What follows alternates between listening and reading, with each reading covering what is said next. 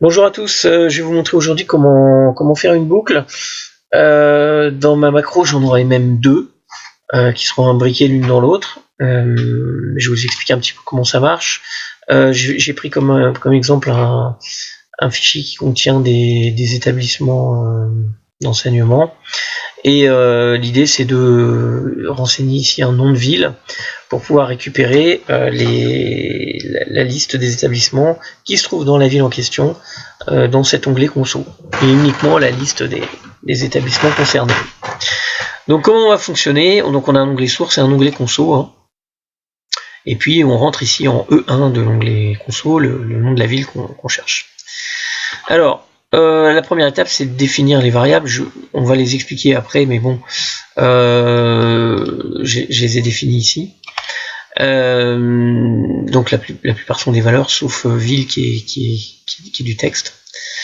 La première étape de notre macro, ça va être de vider au préalable les données qu'on a dans l'onglet de restitution, l'onglet conso. Pourquoi? Parce que on a forcément fait des recherches avant, et évidemment il faut supprimer ce qui se trouve dans les lignes avant de pouvoir réalimenter les données, parce que si vous avez fait une recherche sur Paris et que vous alimentez derrière avec une recherche sur Saint-Brieuc par exemple, il y a forcément moins d'établissements à Saint-Brieuc, et donc ça ira pas écraser l'ensemble des lignes qui étaient renseignées après la recherche sur Paris.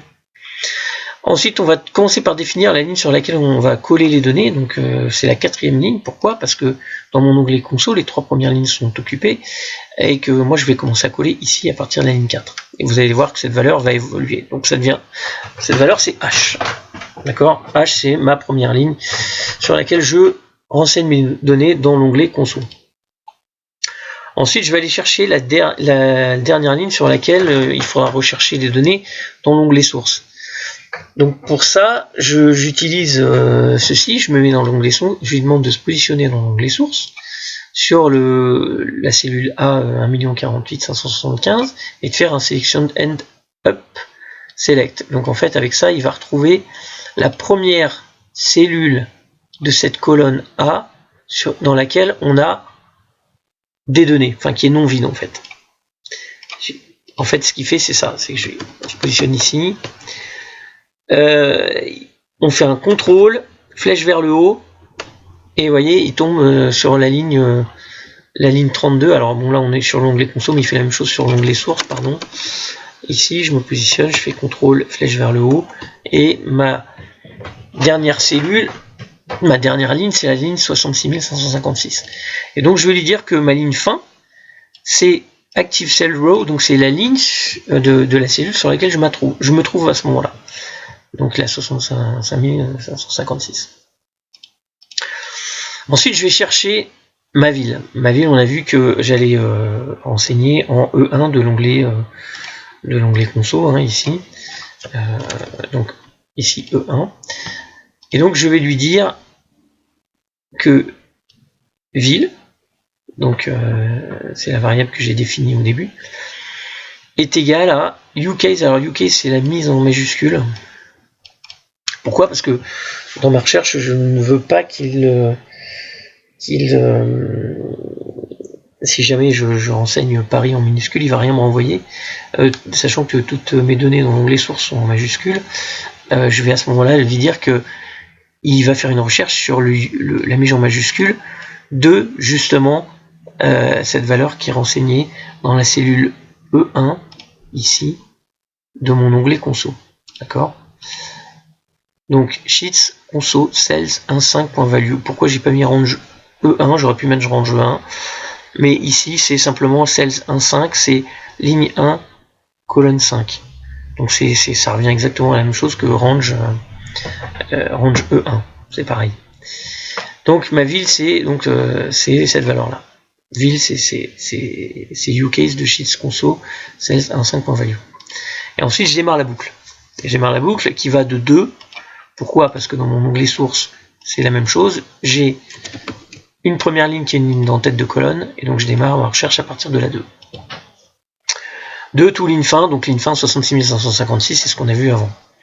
Step 1, donc il les fait une à une. Et puis là, je vais avoir une première condition. Une première condition, c'est-à-dire que s'il trouve la valeur de la ville que je recherche, il va aller en ligne 1, sinon il va aller en ligne 2. D'accord ? Donc en ligne 1 et ligne 2, on va lui attribuer, on va lui dire ce qu'il faut qu'il fasse ensuite. Mais suivant ce qu'il trouve, quelque chose qui correspond à la ville ou pas, ils vont en ligne 1, donc then go to line 1, sinon else go to line 2. S'ils ne trouvent pas, ils vont en ligne 2. Donc, je vais commencer par vous expliquer ce que j'ai marqué ici, parce que j'ai fait. Donc, si sur la source, en 10e colonne, c'est la colonne J, c'est la colonne sur laquelle se trouvent mes intitulés de communes. Donc si sur cette colonne J, en ligne I, j'ai une valeur qui est égale à ville et étoile. Alors pourquoi j'ai mis étoile? Parce que si je mets ville, il va uniquement prendre ce que j'ai renseigné dans mon onglet conso en cellule E1. C'est-à-dire que si je lui fais faire une recherche sur Paris, il va me renvoyer Paris et rien d'autre. Or, vous allez avoir par exemple du Paris CEDEX 1, Paris CEDEX 2, Paris pour Marseille, pour Lyon, etc. Donc, moi j'élargis en lui mettant qu'il prend ville et étoile en fait, et tout ce qui, en fait, c'est tout ce qui commence par ville.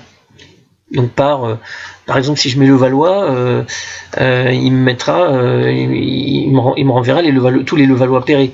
Mais si je mets Noisy par exemple, il va me renvoyer Noisy-le-Roi, Noisy-le-Sec, Noisy-le-Grand, etc. Vous voyez ? Donc le étoile, c'est en fait, ça vous permet d'élargir en fait la recherche. C'est tout ce qui commence en fait par ce qui est renseigné dans ma cellule E1 de mon onglet conso ici. Donc si en parcourant cette colonne J, donc en 2, 3, 4, 5, 6, 7 jusqu'à 66 550, 156, il tombe sur une valeur qui commence par ville, par ce qu'on a renseigné, à ce moment-là il va en ligne 1, sinon else il va en ligne 2. Alors en ligne 2 on va y aller tout de suite, la ligne 2 elle est là, vous voyez, donc il passe ici, toute cette partie là, il la contourne et il vient se positionner en ligne 2, et là la ligne 2 elle lui dit que c'est next i, c'est-à-dire qu'en fait il passe à la recherche de ville suivante, puisque la valeur ne correspond pas, il continue sa recherche de ville dans sa colonne J. Alors juste une petite parenthèse, tous les éléments ici en vert ce sont des commentaires, hein. Vous mettez une petite, je sais pas comment on appelle ça, une astérix là, enfin un petit machin là, c'est ce qui est au niveau du 4. Ça vous permet de mettre des commentaires sur votre macro, ça peut être intéressant pour vous y retrouver quand vous avez des macros un petit peu complexes. Là je l'ai utilisé pour commenter assez largement ce que j'avais marqué, mais bon, vous pouvez l'utiliser pour mettre des commentaires qui vous sont propres. Donc je reviens à mes moutons, donc là il reprend la boucle en recherche de ville. En revanche, je reviens ici, si la valeur était égale à ville plus et étoile, donc si la valeur commençait par le nom de ville qu'on avait renseigné en E1 dans mon onglet conso, à ce moment-là, il partait sur la ligne 1. Et en ligne 1, on a une autre boucle qui démarre.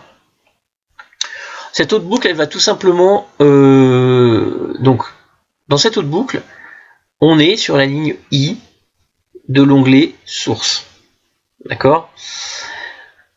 Et sachant qu'on a les mêmes colonnes dans mon onglet source, ici en haut et dans mon onglet conso, eh bien je vais lui faire balayer les colonnes de l'onglet source et je vais attribuer les mêmes valeurs à mon onglet conso. Donc les valeurs de l'onglet source sur la ligne I, bien entendu, puisque c'est la ligne sur laquelle il s'est arrêté parce qu'on avait une concordance de ville. Donc à ce moment-là, je lui dis que la sheets conso, sur la sheets conso, la valeur de la cellule qui se trouve en H, alors H pour l'instant c'est 4, hein, la première fois qu'il trouve une concordance c'est 4. Donc en quatrième ligne sur mon onglet conso, dans ma colonne 1, je vais avoir une valeur qui est égale à sur la colonne 1 aussi, parce que en J, à la valeur de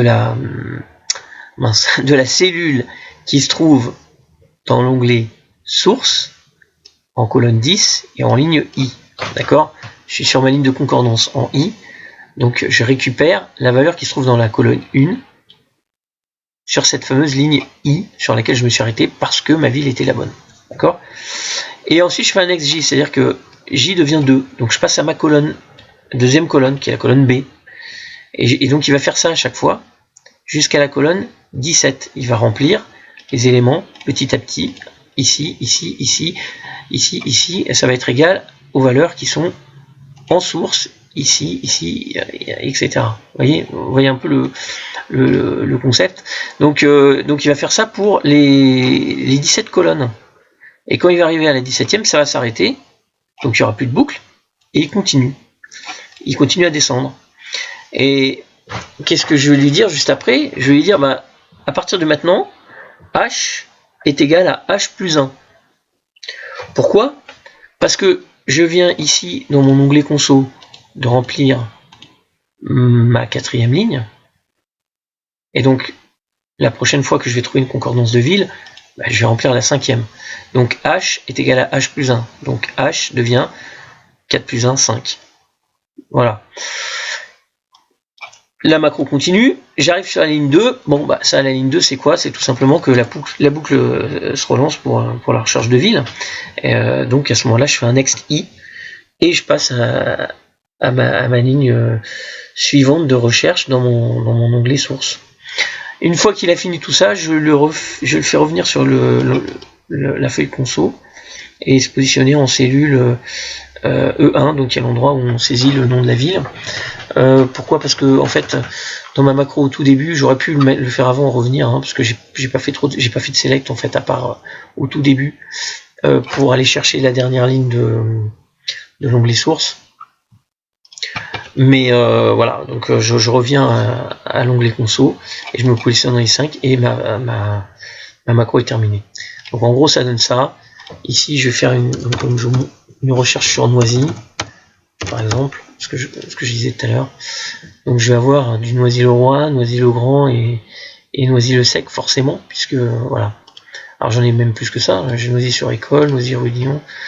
Il y en a un paquet, hein, Noisy-le-Grand, etc. Donc ce qui vous permet, vous, après, éventuellement, de prendre une valeur. Par exemple, je vais faire que Noisy-le-Grand, hop, je la prends, je la colle ici en valeur, et c'est parti, je fais une recherche sur Noisy-le-Grand. Et là normalement, j'aurai que tout. J'aurai mes Noisy-le-Grand, plus mes Noisy-le-Grand CEDEX, puisque c'est une extension de Noisy-le-Grand. Voilà. Bon, c'est un peu compliqué, notamment la partie imbriquée avec une deuxième boucle, mais je vais vous mettre le fichier à disposition pour que vous puissiez éventuellement vous en inspirer, le retravailler. Enfin voilà. Bon, mais écoutez, je vous souhaite bon courage. Au revoir.